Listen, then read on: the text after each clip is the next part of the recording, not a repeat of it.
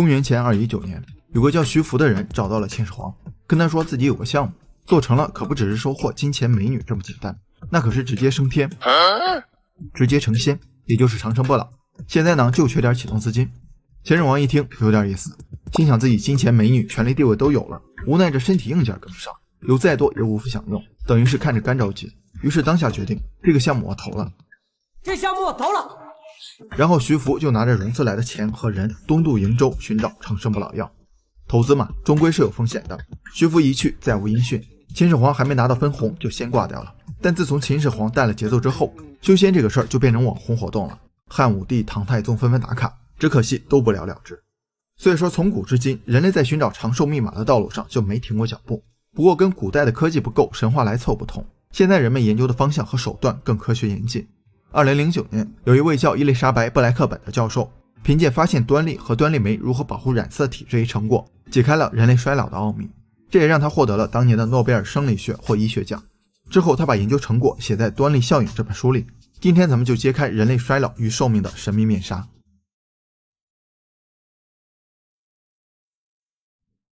我们会发现有些人老得快，有些人老得慢，有些老人童颜鹤发，精气神十足，有些年轻人未老先衰，下个楼都得心肺复苏。为什么会这样呢？我们先来看看衰老的过程。有个哲学典故说，一条船今天换个侧板，明天换个龙骨，直到有一天零件全部换了一遍，那这条船还是不是原来的船？人类的身体就好比是这条船，身体除了神经组织之外，其他部位的细胞每天都在通过分裂的方式更新，也就是说每过一段时间你就是全新的自己。如果细胞每次分裂都没有变化，分裂次数也可以无限累加，人就不会老也不会死。问题就在这儿，细胞是会衰老的，分裂的次数也是有限的。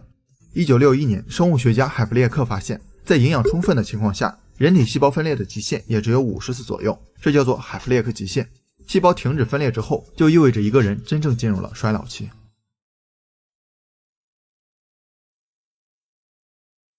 为什么人体细胞分裂次数有限呢？就要说说端粒这个东西了。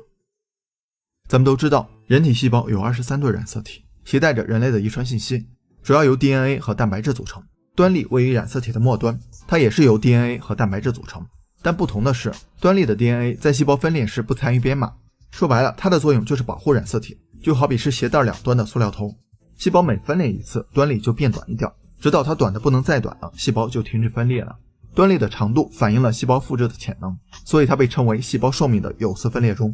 端粒的长度跟基因有关，不过人们之间的差距并没有那么大。端粒最短的平均年龄是75岁，这也是死亡率最高的年龄。看来人类是被端粒扼住了命运的后脖颈，卡得死死的。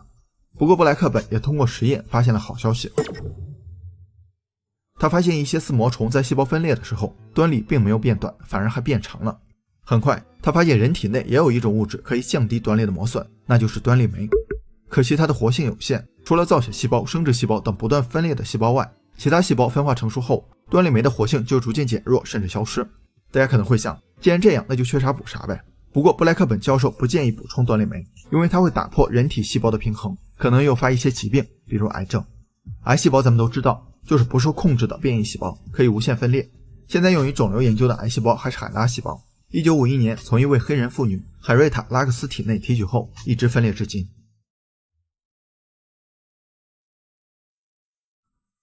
端粒的长短跟基因有关，不过也受环境的影响。有个现象是，如果一个人的家里发生了变故，那他有可能会在很短的时间，甚至一夜之间苍老很多，一夜白头真的不是夸张的形容。端粒效应的第二作者埃佩尔本身就从事心理压力研究的工作，他发现一些长期照顾生病孩子的妈妈特别显老，于是布莱克本测量了这些妈妈的端粒长度，发现了3个现象：一、照顾生病孩子的时间越长，端粒就越短，不过也有一些人例外，虽然照顾时间长，他们的端粒似乎并没有缩短。2、觉得自己照顾孩子的压力特别大的妈妈，端粒最短。3、觉得压力最大的妈妈们，她们端粒酶的活性也很差。所以他们得出一个结论，压力并不是影响端粒的因素，影响端粒的是应对压力的反应，也就是压力管理，而且这可能是最重要的一个因素。人们在面临压力的时候，一般会有2种反应，一种是威胁反应，一种是挑战反应。我们可以想象一下这2种反应的区别。比如你明天要考试，但是没复习，如果是威胁反应，你就会紧张焦虑，感觉胸口上压了一块石头，喘不过气来。如果是挑战反应，你就来劲了，像打了鸡血一样去复习。这些不仅仅是心理压力，更像是生理反应。事实如此，威胁反应让血管收缩，血流量减少，另外，心跳加速，血压升高，迷走神经活动下降，你会觉得身体僵硬，手脚冰凉。反过来，挑战反应也会让你心跳加速，血压升高，但血管不会收缩，而且血液含氧量提高，有更多的血液流向大脑和四肢，以便调动全身来战斗。端粒缩短的快慢就取决于不同的生理反应。怎样才能把威胁反应变成挑战反应呢？书中提到了爱杜克的认知解离法。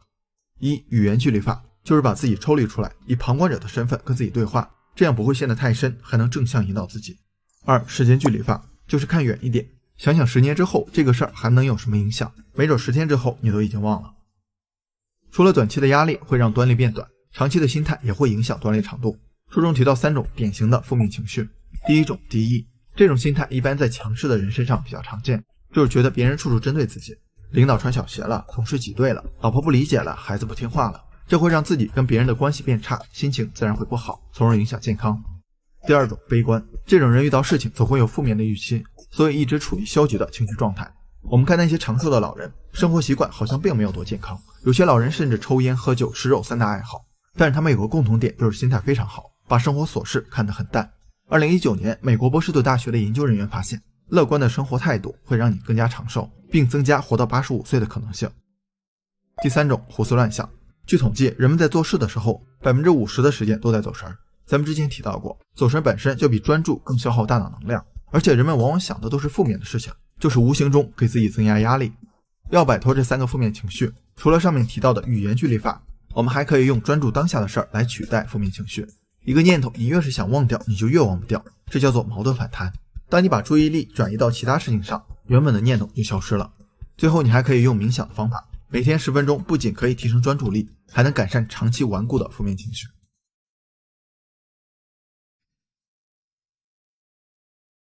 除了被动减小端粒的磨损，我们还可以主动出击，让端粒更耐磨。一、锻炼。什么样的锻炼对端粒最好呢？书中提到3种。第一种是有氧耐力运动，比如慢跑、游泳、骑单车，每周3次，每次45分钟，坚持6个月，端粒酶的活性可以提高1倍。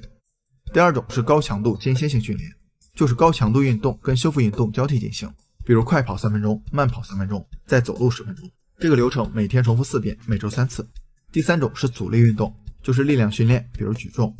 二、睡眠。人在睡眠的时候，身体会进行一系列的 DNA 修复、排出废物等生理活动，所以睡眠真的很重要。那睡多久好呢？研究发现，每天睡眠时长最好在7个小时以上，当然也有些人例外，每天睡4到6个小时就够了。我们可以用睡眠革命里的一个方法来测试，先按照每天 7.5 个小时，也就是5个睡眠周期，每天固定入睡和起床时间，观察1周的精神状态。如果每天都起不来，就增加1个周期，反之减少1个周期。另外，睡的早晚时间的长短并没有绝对的好坏，但是一定要符合自己的昼夜节律，就是生物钟。晚上困了不要硬撑，早上醒了也不要硬睡，因为你的身体比你更了解你的生物钟。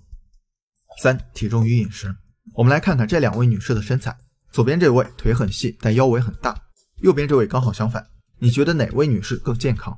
答案跟你的审美一样，右边这位女士。其实体重跟端粒的关系不大，端粒更在乎的是肚子的大小，或者说腰臀比。有些人的肉是长在皮下脂肪，就是四肢比较胖，这没问题。怕的是胖在肚子上，这可能反映了新陈代谢水平低，会让端粒变短。怎么样调整呢？最好的方法就是调整饮食，当然不是说把自己饿瘦，因为人体是个反脆弱系统，故意少吃虽然暂时变瘦了，但身体是越缺什么就会尽可能吸收什么，所以很容易反弹。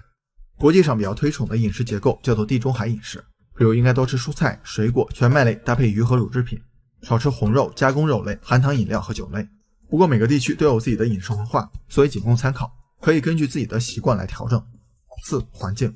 有个科研团队研究了900位生活在九龙跟新界的人，结果发现生活在新界的人端粒更长，因为九龙是市中心，高楼耸立，车水马龙，新界是郊区，有很多绿色植物，所以我们没事了还是得多亲近大自然，老了以后回农村养老也是个不错的选择。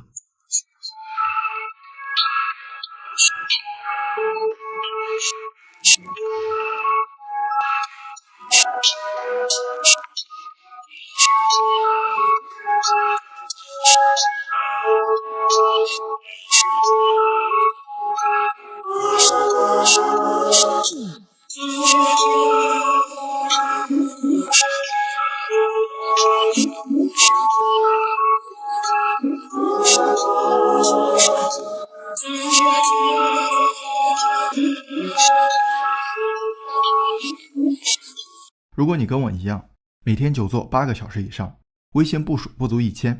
那你不必担心自己的腰和腿，因为更大的受害者是大脑。反过来，如果你每天都有一定的运动量，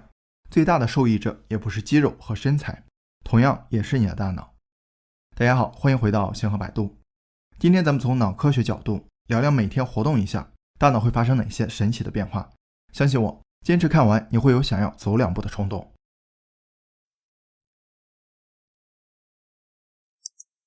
你有没有感觉自己的记忆力一直在下降？这是因为25岁之后，大脑就会持续萎缩，目的是剔除掉一些用不到的脑细胞。虽然大脑也会持续产生新细胞，但过了25岁这个分水岭，脑细胞的死亡速度就超过了新生速度，于是大脑的体积每年都会缩小 0.5% 到 1%。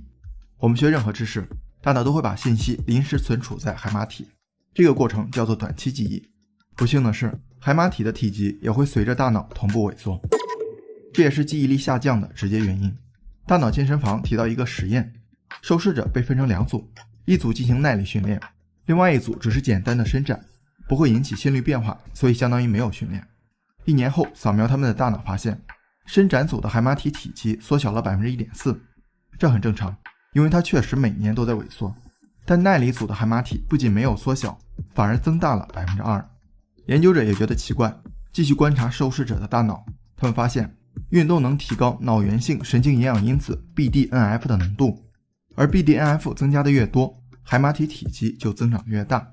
BDNF 相当于脑细胞的护卫队，当脑细胞接收到 BDNF 时，能避免被其他物质损害。耐力组的海马体没有萎缩就是这个原因。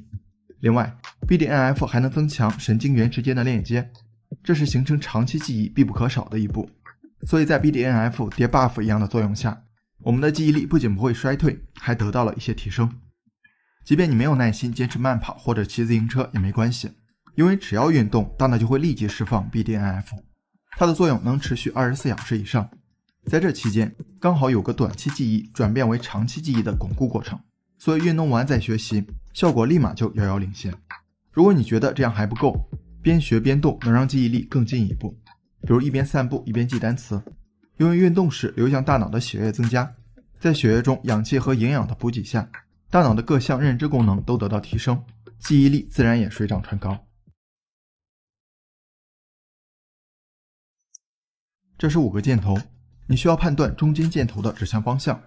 听上去很简单，但如果每个只出现2秒钟，你能保证全部正确吗？这是个选择性注意力测试，研究者用这个方法来验证运动对注意力的提升效果。受试者被分成2组，先进行了1次测试，然后一组每周在跑步机上走3次，每次45分钟，另外一组则没有训练。6个月后再次测试，结果显示步行组表现出了更好的选择性注意力。要搞清楚这个问题，我们就得知道注意力不足是什么原因引起的。比如你正在工作，一会儿点开手机弹出的消息，一会儿又纠结中午吃什么，这是因为工作没法给你带来足够的兴趣，所以大脑尝试寻找周围更能产生刺激的事物。现在人们的认知资源被碎片化信息抢夺的七零八碎，注意力也就显得格外稀缺了。而医生给那些有注意缺陷的患者开的药物，其实是维持大脑奖赏回路中多巴胺的浓度。多巴胺咱们聊的最多的就是成瘾，而这恰好是我们做某件事的欲望大小和专注程度。大脑的奖赏回路因人而异，有些人的多巴胺受体比较少，这也就决定了只有更强的刺激才能启动他们的奖赏回路。多巴胺浓度不够，就导致了能让正常人产生兴趣和保持专注的事情，在他们看来索然无味，也就更容易被其他事情干扰。当然，并不是说必须通过药物才能提高多巴胺的浓度。当你跑步5分钟，大脑内的多巴胺浓度就开始上升，适当增加运动强度，提升比例还会更大。结束后，多巴胺也不会迅速消失，它能维持好几个小时。所以起床后散步或者慢跑半个小时，你会在白天的工作和学习中收获更好的专注力。另外，久坐会导致流向大脑的血液减少，少了氧气和营养的供给，它就变得思维迟缓和注意力涣散，坐的时间越长，大脑的效率就越低。好在起身活动8分钟就能加速血液流动，让大脑重回高效的状态。试想你正在打游戏，突然想起明天要考试，但自己一点都没复习，这个时候你开始紧张了，这种短暂的压力感让你的肾上腺素飙升，你马上就有了抱抱佛脚的冲动。所以短暂的压力情绪是正常且有益的。问题是现在人们面临的压力大多是长期的，拿不出手的成绩单，可忽略不计的收入，每月固定划走的房贷，这些压力不会给我们喘息的机会。就好比你每天都发现第二天要考试，每天都得临时抱佛脚，那种感觉太残暴了。当出现压力状况，大脑的应激系统开始行动。首先是杏仁核，它把威胁信号传递给一条叫做 HPA 轴的结构。HPA 轴的最后接收部门是肾上腺，收到上游指令后，它开始释放皮质醇，身体和大脑就变得高度警惕，心跳加速，呼吸急促。我们会在这短短的1秒钟内决定跟它拼还是赶紧溜。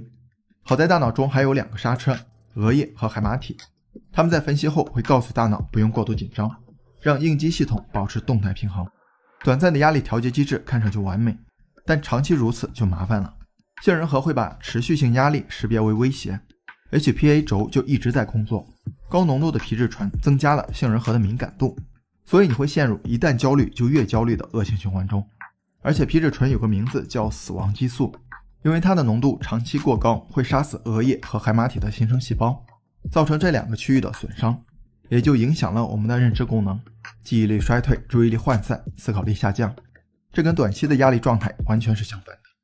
不过脑科学研究给了我们最简单有效的改善方法，只需要散步或者慢跑20分钟，就能给应激系统涂上润滑剂。焦虑感不仅会在运动后降低，而且能在之后的24小时保持较低水平。如果长期坚持，运动还能强化额叶与杏仁核之间的联系，提高对杏仁核的控制。另外，运动时也会心跳加速，呼吸急促，这跟压力状态下几乎一样，相当于每次运动都是应激系统的一次演练。大脑学会之后就会觉得出现这种生理变化并不一定都是坏消息，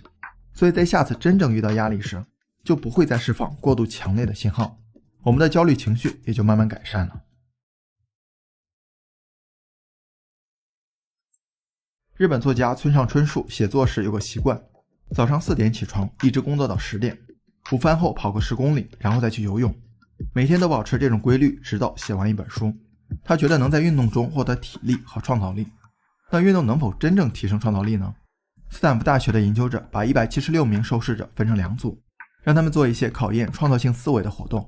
区别在于，其中一组是在散步后进行的，而另外一组则是休息后进行。结果显示，散步组在发散性思维和产生新想法的表现上更加出色。要搞清楚运动对创造力的影响，我们得先了解创造力的来源。大脑有个部位叫丘脑，它负责把大脑接收到的海量信息进行分流，相当于是一位助理。哪些信息比较重要，就传送到大脑皮层这个老板那儿，而无关紧要的信息就挡下来，放到潜意识忽略掉。这种机制是为了避免大脑皮层出现信息过载的情况。我们的创造力水平就跟丘脑允许通过的信息量有关。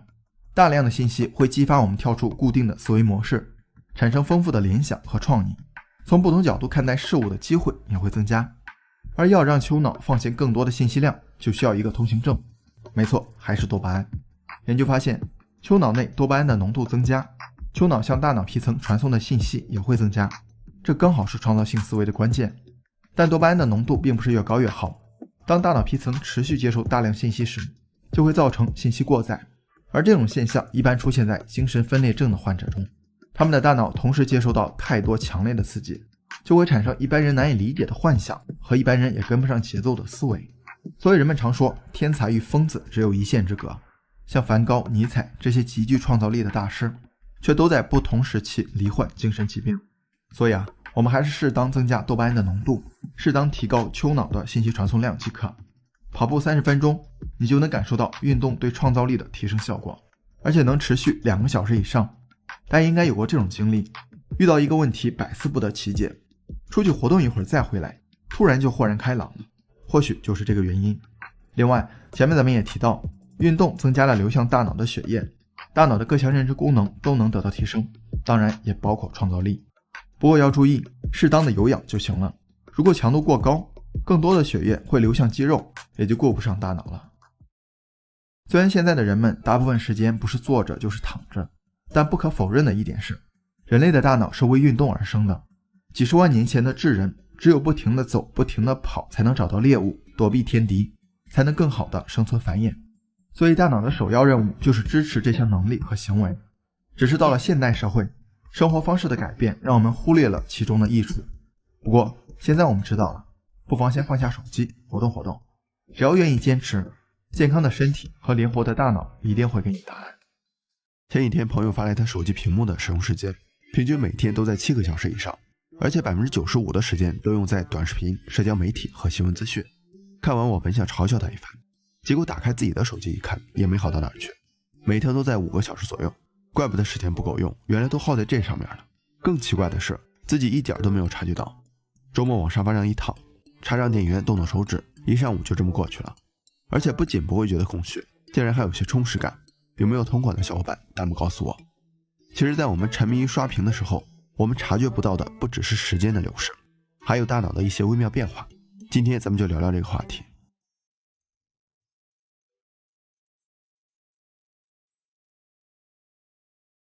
假设你在等公车，手机没电了，你可能会无聊的数站牌上的各个站点，又或者你去厕所，手机忘带了，你没准会拿着沐浴露瓶子看使用说明来打发时间。这些时候你会发现，真的是度秒如年，浑身不自在。这也就说明了，我们越来越依赖手机，几乎已经到了成瘾的地步。一般我们认为，能够让人成瘾的只有毒品、酒精这些极端的东西。刷手机、打游戏，充其量就是打发时间，不存在成瘾性。但也就表明，这些行为成瘾下的大脑模式跟吸毒、酗酒是一样的，它们都符合这样一个过程。第一个阶段，快乐。当你沉浸在屏幕更新中，密集的双电不断刺激着大脑的快感中枢，接着它开始释放多巴胺，给你带来强烈的愉悦感。第二个阶段，学习。有了第一次，快感中枢会提醒大脑中负责学习记忆的回路，让它记住什么东西或者行为能带来快感，下一次该如何获取。第三个阶段，期待。多巴胺有个特性，凡是让你感觉很爽的东西，它都会促使你再次得到，所以它也被称为欲望分子。这样一来，你会对让你兴奋的东西更加敏感。就像上面提到的，等公车、上厕所都会成为触发器，让你不自觉地掏出手机。第四个阶段，渴望。到这一步你会发现，即便刷手机没法像最初那样给你带来新鲜感和愉悦感，但你就是停不下来，因为你的多巴胺耐受性已经被提高了。当刺激消失时，多巴胺处于被抑制的状态，这种落差感会很难受。所以我们看那些瘾君子、酗酒者戒不掉，不是享受那个快感，而是难以忍受痛苦。手机自然没有这个魔力，但手机背后的软件开发者，他们的目的就是让我们越来越依赖手机。他们会通过大量的数据，给每一位用户进行精准画像，相貌、身材、兴趣爱好、浏览轨迹，我们就像裸奔一样被他们实时监控着。这就是为什么刚看完球赛就能收到球鞋广告的推送，刚想减肥就能看到小姐姐健身的视频。手机比我们肚子里的蛔虫还要懂我们，一来我们会对他们产生强烈的依赖感，二来我们也变成了开发者牟利的商品。所以网飞纪录片《监视资本主义智能陷阱》中有一句话，只有2个行业把他们的客户称为使用者，毒品和软件。现在想想真的很值得细品。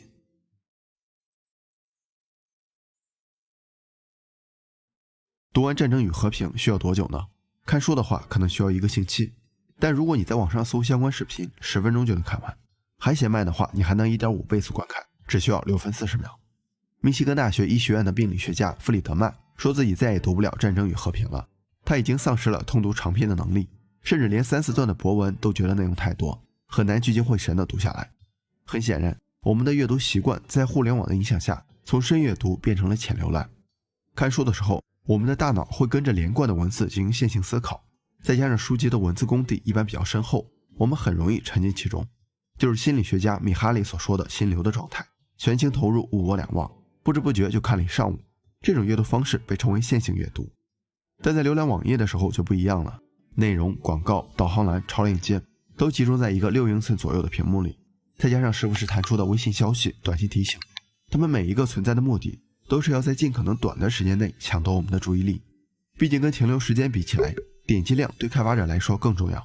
跟在一个页面停留了10分钟的用户比起来，他们更喜欢同样时间点开了10个页面的用户，所以他们不在乎你是否获取了有价值的信息，他们更关心你的浏览数据能卖多少钱。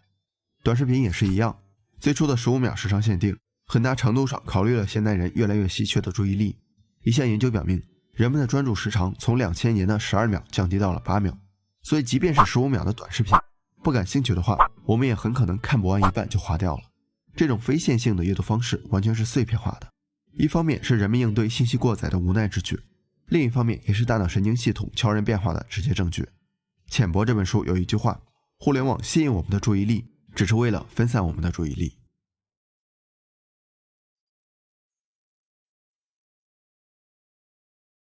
你天天去健身房，就会发现自己的腹肌变多了，身材变好了。大脑也是一样，当然了，额头上练不出6块腹肌，但大脑的结构和运行都会为了应对各种行为习惯而改变，也就是说，大脑拥有极强的可塑性。刻意练习里有个例子，伦敦的路很奇葩，几乎都能让导航系统陷入瘫痪，但伦敦的出租车司机还是可以凭借人脑导航带你去任何地方。神经系统科学家观察了他们的大脑跟普通人大脑的区别，结果发现出租车司机的海马体后部比普通人大一些，而海马体恰好跟记忆有关。常年的空间记忆就像训练一样，不停地刺激海马体，强化了其中的神经连接，让其逐渐膨胀。现在我们来看看内容的呈现从书面到互联网是如何塑造大脑的。2009年，美国华盛顿大学的研究人员用扫描仪分析了人们在看书时大脑的反应。他们发现，读者会把文字所描述的情节在大脑中模拟一遍，也就是把抽象的文字变成具象化的场景。另外，读者也会把自己的现实经历跟书里的相关内容结合起来，把自己带入进去，以便更好的吸收，可以说是沉浸式的阅读体验。在这个过程中，大脑的视觉皮层需要在几毫秒内快速识别文字，并转化成便于理解和存储的视觉图像。随着阅读量的增加，大脑也会越来越擅长解析文本，所以看得越多就能看得越快，也越容易理解深度的内容。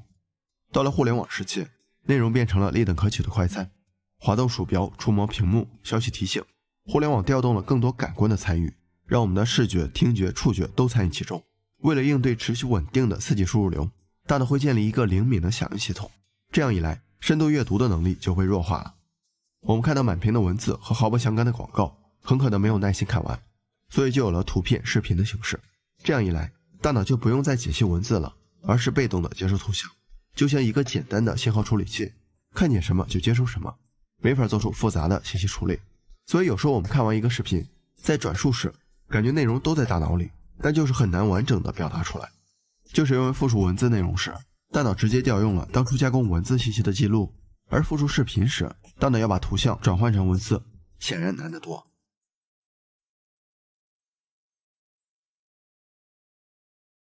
咱们都知道，人的记忆分成短期记忆、工作记忆和长期记忆3种。短期记忆就好比你记一个电话号码，打完就忘了；工作记忆就像高考前复习的知识，毕业后都还给老师了；长期记忆就是把记忆存储在大脑皮层了，比如乘法口诀，想忘都忘不掉。从短期记忆到长期记忆是有质的区别的。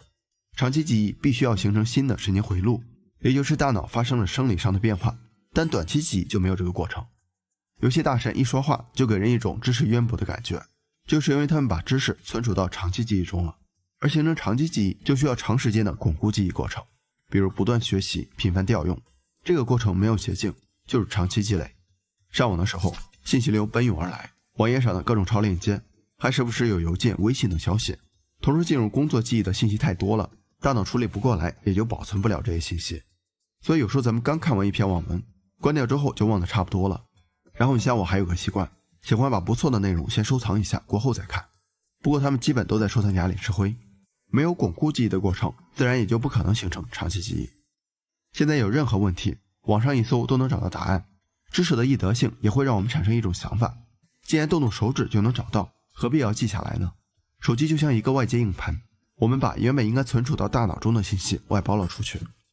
这样做看似是在为大脑记忆减负，但也带来2个弊端。一是记忆能力的下降，由于大脑的可塑性，经常刷屏，大脑适应精力分散的能力提高了，很少训练记忆，记忆能力自然也就下降了。二是外包的记忆并不能真正利用，大脑记忆并不像电脑存储的文件那样相互独立，而是一个个零散的模块彼此在建立起联系。也就是说，大脑里的知识可以融会贯通，举一反三。